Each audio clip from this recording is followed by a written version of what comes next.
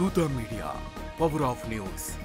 మస్తాన్ సాయి జీవితం మీరు చెప్తున్న బతుకు జీవుడా అంటే ఈ విధంగా చాలా అతని దగ్గర హార్డ్ డిస్క్లో చాలా అసభ్యకరమైన సన్నివేశాలు దొరికాయి అంటారు కదా, డ్రగ్స్ అంటారు కదా, అంటే ఈ అమ్మాయి వల్ల అతను కన్వర్ట్ అయిపోయాడు అంటారా? అయ్యి ఉండొచ్చేమో, అది మనకి తెలియదు. బట్ నాకు తెలిసిన నేను చెప్తామేనండి, వీళ్ళు మన మీడియాలో సిలువలు పలువులుగా రాసేసి 800 మంది 900 మంది అని రాశారు చాలామంది. పోలీస్ ఇన్వెస్టిగేషన్లో కస్టడీ రిపోర్ట్ ఇచ్చారు, 6 మంది ఉన్నారంట. 6 మంది 100 వీడియోలు అని చెప్పారు. మన ఫోన్లో 100 పైనే ఉంటాయి, ఎవరి ఫోన్లో అయినా 100 పైనే ఉంటాయి వీడియోలు మినిమం లెక్కేసుకుంటే. సరే, వీడియోలు 100 ఉండొచ్చు, దాంట్లో అసహ్యకరమైనవన్నీ, అందులో ఈయన బ్లాక్మెయిల్ చేస్తున్నట్టు ఉన్నవన్నీ, ఇవన్నీ కూడా లెక్కేస్తే ఈయన కేవలం ఒక 6 మంది అమ్మాయిలతో, అది కూడా ఎప్పుడు ఆయన చిన్నప్పటి నుంచి 2017 నుంచి ఉన్నవన్నీ కూడా ఆయన బ్రేకప్లు అయిపోయి అవన్నీ ఏవో దాచిపెట్టుకున్నాడు. అవన్నీ కూడా అన్ని అసభ్యకరమైనవి కూడా కాదు, ఓ 2 3 ఉన్నాయి అటువంటివి. వాళ్ళ ఆవిడతో తీసుకున్న కొన్ని వీడియోలు, వాళ్ళ ఆవిడతో ఏదో విడిపోయిన తర్వాత గర్ల్ ఫ్రెండ్తో హ్యాంగింగ్ వేసుకుంటూ కనిపించి నేను అని అమ్మాయిని బెదిరిస్తున్నట్టుగా పోలీసులు చూపించడం ఎంత నిజం కాదంటావా? అది ఒకనొక టైంలో ఈవిడ బాధ తట్టుకోలేక ఆయన ఆత్మహత్య చేసిన ప్రయత్నం సంబంధించిన వీడియో అనుకుంటుంది. కానీ అది ఇట్లా చేశారంటారు మీడియా పైన మీరు. మరి అది ఎలా? Drugs, what about drugs? Drugs ఇది మనం చెప్పాల్సిన పాయింట్. ఈ అబ్బాయి ఇలా ఏదో సాఫ్ట్వేర్ చేసుకుంటూ ఏదో యాప్స్ తయారు చేసేవాడు. ఈ అబ్బాయి సాఫ్ట్వేర్ ఇంజనీర్ కాబట్టి తనకంటూ ఒక కంపెనీ పెట్టి ఏదో అకౌస్టిక్ అని ఏదో యాప్ ఏదో తయారు చేస్తున్నాడు. అంతే, అది డీజేస్కి సంబంధించిన యాప్ అనమాట. మ్యూజిక్ డీజేలు ఇవన్నీ ఆటోమేటిక్గా ప్లే చేసేది ఏదో. అయితే దానికి కొంతమంది డీజేస్తో ఇంటరాక్ట్ అవ్వాల్సిన అవసరం ఉండే. అయితే ఆ టైంలో ఈ చింటూ అనే అతను, ఉన్నిత్ రెడ్డి అనే అతను ఇతనికి పరిచయం, గుంటూరు ఫ్రెండ్స్ అనమాట వీళ్ళు. సో అతను ఏం చేశాడు, నాకు కొంతమంది డీజేలు తెలుసు అని చెప్పి ఓ 2-3 డీజేలను పరిచయం చేశాడు.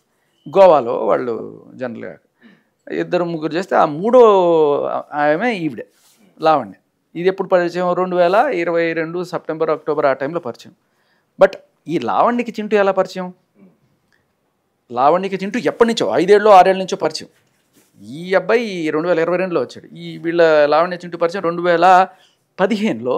మీరు కావాలంటే ఒక వీడియో ఉంటుంది చూడండి, దాని పేరు ఏంటంటే దేవదాసుకు పెళ్ళయింది అని ఒక షార్ట్ ఫిల్మ్ వీళ్ళిద్దరు కలిసి చేశారు. ఆ టైంలోనే వీళ్ళిద్దరి మధ్య ప్రేమ గురించి మీరు ఆ కాల్స్ వినుంటే, మంచం కోళ్ళు మన ఇద్దరం అప్పుడు 5 ఏళ్ల క్రితం, ఇప్పుడు కూడా నేను వస్తే నువ్వు నాతో అలాగే ఉంటావా, రాస్తారు ఇంటికి వస్తాను నేను, నువ్వు నాతో అలాగే ఉంటావంటా, నేను అప్పుడు ఇప్పుడు ఎప్పుడు నువ్వే చింటూ అని చెప్తా ఉంటుంది. సో వీళ్ళిద్దరికీ కంబైన్డ్గా ఒక ఎఫ్ఐఆర్ కూడా ఉంది. ఎఫ్ఐఆరే కాదు, ఎఫ్ఐఆర్ కూడా ఉంది. అదేంటంటే ఇద్దరు డ్రగ్స్ కేసులో దొరికిపోయినట్టు. కాకపోతే ఈవిడ రెడ్ హ్యాండెడ్గా దొరికింది. నీకు డ్రగ్స్ ఎవరమ్మా, ఎక్కడి నుంచి పట్టుకొచ్చావు నువ్వు అని చెప్పి పోలీసులు ఆరాధిస్తే, అదే 45 రోజులు చెంచల్గూడ జైల్లో పెట్టేది చూసారా, ఆ కేసులో 5 గ్రాముల మెత్తతో దొరికిపోతే అవి ఎవరు నీకు ఇచ్చారు అంటే వీడు చింటూ ఇచ్చాడు అని చెప్పి చెప్పింది. ఇరికిచ్చిందో లేకపోతే నిజమో మనకు తెలియదు, బట్ పోలీసులు తేల్చాల్సిన విషయం. సో వీళ్ళకి ఎప్పటి నుంచో పరిచయం ఉంది. ఈ డ్రగ్స్ అనేది ఈయన ఈవిడికి అలవాటు చేయడం కాదు. చింటూ అనేవాడు 2015, ఈయన 2022. చింటూ తర్వాత ఉదయ్, ప్రీతి అని ఇద్దరు వచ్చారు. ఈ ఉదయ్ అనేవాడు అక్క అక్క అని చెప్పి తిరుగుతాడు. ఈ ఉదయ్ని తీసుకుని వెళ్ళి గోవాకు కూడా తీసుకెళ్ళింది.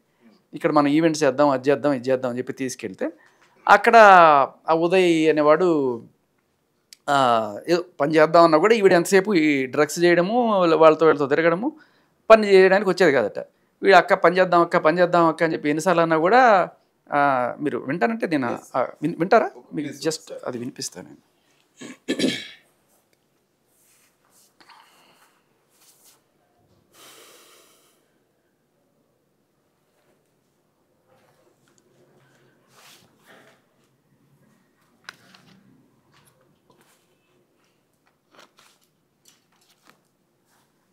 ఆల్రెడీ బయట చాలా,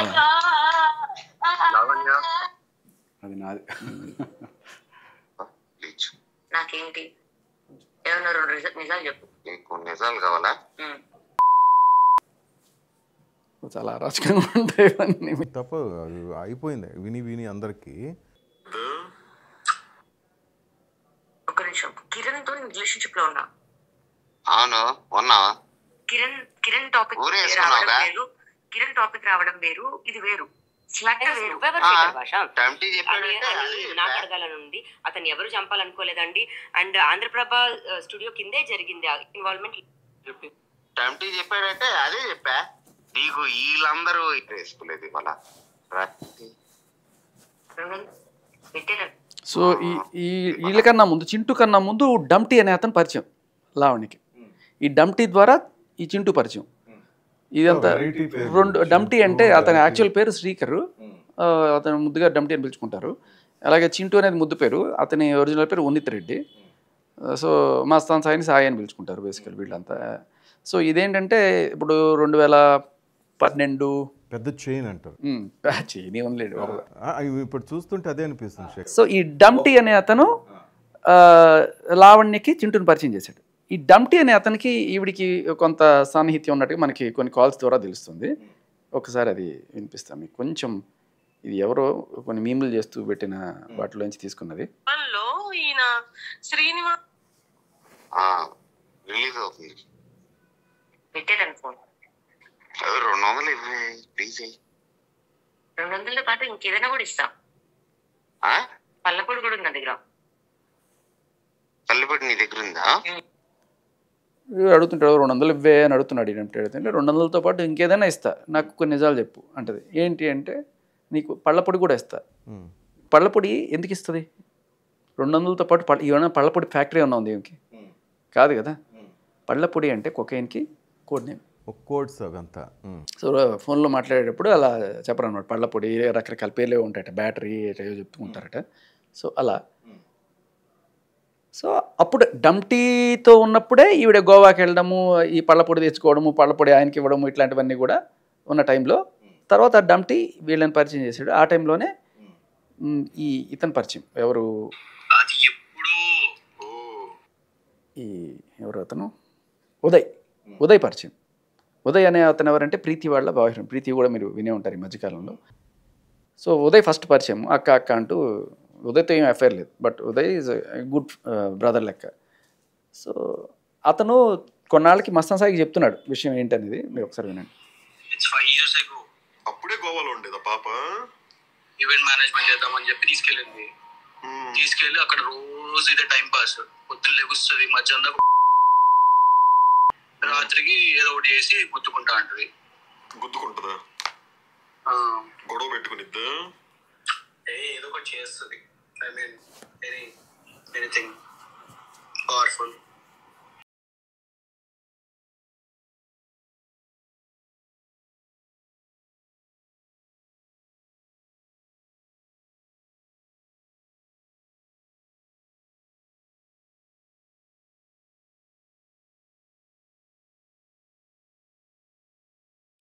నాకెప్పుడు కోవిడ్ లో అని చెప్పింది. కోవిడ్ అప్పుడే వెళ్ళిందంట ఫస్ట్ టైం. కోవిడ్ అప్పుడు బేసిక్ గా ఏం చేద్దాం అనుకున్నాం అంటే మేము ఈవెంట్స్ చేద్దాం అని చెప్పి, సాయి ఈవెంట్స్, టెక్నో ఈవెంట్స్ చేద్దాం అని చెప్పి నన్ను, గౌతమ్ గారిని, ఇంకా వాడి పేరేం పేరు పొట్టున్నాడు కదా మన నరేన్. అసలు నరేన్ గారు ఎవడు నాకు తెలియదు. వాడు అందరం కలిసి వెళ్ళాము. నలుగురం కలిసి కార్లో గోవాకి వెళ్ళాం.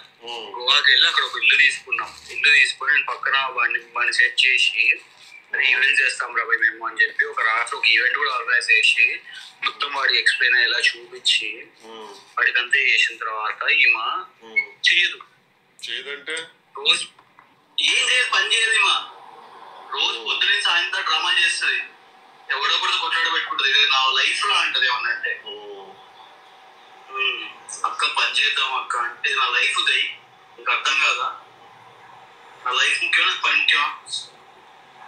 సేమ్ బుల్షిట్ కోకమ్మ స్టోరీ.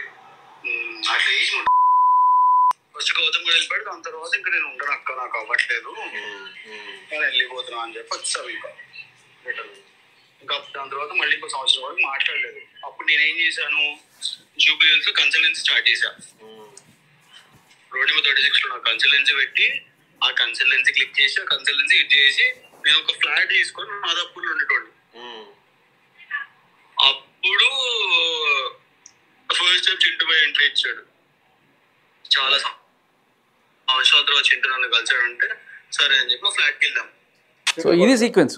ఉదయ్, చింటూ తర్వాత మస్తాన్ సాయి. రకరకాల పేర్లు వస్తున్నాయి అనేది మీరు అడిగిన క్వశ్చన్కి ఆన్సర్ ఏంటంటే, ఈ మస్తాన్ సాయికి డ్రగ్స్ అలవాటు చేయబడ్డాడు. మస్తాన్ సాయికైనా చింటూకైనా ఎక్కడ డంప్టీ తర్వాత ఉదయ్ తర్వాత చింటూ తర్వాత మస్తాన్ సాయి. సో డంప్టీకే పళ్ళపొడి, మరి తర్వాత వీళ్ళకి ఇచ్చి ఉండదా? రైట్, రకరకాల పౌడర్స్, ఇంకా పళ్ళ అంతే. ఫైనల్లీ అలా మస్తాన్ సాయికి కూడా సో ఇంటికి వచ్చిన ప్రతి ఒక్కరికి కూడా పాపం భోజనం పెట్టకుండా పంపించినట్టు ఎవరైనా సరే వస్తే వాళ్ళకి టోటల్ ఎపిసోడ్లో అందరూ డ్యామేజ్ కావడానికి కారణం లావణ్య అంటారా ఫైనల్గా? దాంట్లో డౌట్ ఇది. ఇప్పుడు ఏంటంటే సరే మొత్తానికి డ్రగ్స్ అలవాటు తెలిసి చేసుకున్న వాళ్ళు కొంతమంది, తెలియక పాపం ప్రీతిలాగా బలైపోయిన వాళ్ళు కొంతమంది, టేస్ట్ చేద్దామని కొంతమంది ఆ ఉచ్చుకతో వెళ్ళి చేసిన వాళ్ళు ఉంటారు వీళ్ళలో. ఈ చింటూ మస్తాన్ సాయి వాళ్ళు ఎవరా సరే ట్రై చేద్దామని. కానీ ప్రీతి లాంటి వాళ్ళకి బలవంతంగా ఇచ్చేసి, చిన్నపిల్ల 19 ఏళ్ళ 20 ఏళ్ళ అమ్మాయి బలవంతంగా డ్రగ్ వేసేయడము, ఇలాంటివన్నీ చేసి వాళ్ళ జీవితాలని చేయడం. మరి శేఖర్ భాష అనవసరంగా ఇరుక్కున్నాడేమో దీంట్లో లేనిపోనిది. ఏం లేదండి, ఇప్పుడు కళ్ళ ముందు ఒక ఇది దరిద్రం అని చెప్పి తెలిసినప్పుడు ఎవరో ఒకటి రోజున కలగడానికి దిగాలి కదా. అందులోనూ నేను అంటే రావాలనుకుని రాలేదు, మామూలుగా ఇలా వచ్చాను, నా దగ్గరికి ఏదో ఆధారాలు వస్తాయి. ఇప్పుడు నేను ఒకటి నించొని మాట్లాడుతున్నాను అనుకోండి, ఈ మస్తాన్ సాయి నాకు కొన్ని ఆధారాలు పంపిస్తాడు, చింటూ కొన్ని ఆధారాలు పంపిస్తాడు, ఉదయ్ పంపిస్తాడు, ఇంకా ప్రీతి పంపిస్తుంది. ఇలా దీంట్లో ఉన్న రకరకాల ప్లేయర్స్ అందరూ కూడా వాళ్ళ వర్షంలో చెప్పుకుందామని పంపిస్తూ ఉంటారు. సో మొన్న దాంట్లో ఎంత నిజం ఉంది ఎంత ఉన్నది అని చెప్పి తీసుకొని దానికి తగ్గట్టుగా నేను వచ్చి ఏం మీరు తుదముట్టించే అవకాశం ఉందంటూ ఆమె కామెంట్ చేసే స్థాయికి మీరు ఎదిగారు, మిమ్మల్ని ఎదగనిచ్చిందంటారా? నన్ను తుదముట్టిస్తుందా లేకపోతే మీరు ఆమెను తుదముట్టిస్తారనో లేకపోతే ప్రాణహాని ఉందని ఆమె చెప్పడం, ఈ ఎపిసోడ్ చూస్తుంటే అంత గజిబిజిగాను అసలు ఎవరెవరిని చేస్తారు, ఎవరికి డ్రగ్స్ ఉన్నాయి, ఎవరికి ఏం రిలేషన్, ఏం అర్థం కాకుండా జనాలకి చాలా టైం వేస్ట్ అయ్యేలా శేఖర్ భాష. టైం వేస్ట్ అంటే ఇప్పుడు ఒక ₹1,00,000 పడేసి ఒక 6 ఛానల్స్ నేను కొనుక్కొని వాళ్ళకి ఏవో డ్రగ్స్ పార్టీలు ఇవన్నీ ఇచ్చి ఆ రిపోర్టర్స్తో నన్ను జాకీలు పెట్టి లేపండి, నా ఇమేజ్ ఆల్రెడీ డ్యామేజ్ అయిపోయింది సొసైటీలో, 45 రోజులు జంచెలు కూడా జైల్లో పెట్టారు డ్రగ్స్లో దొరికిపోయిందని.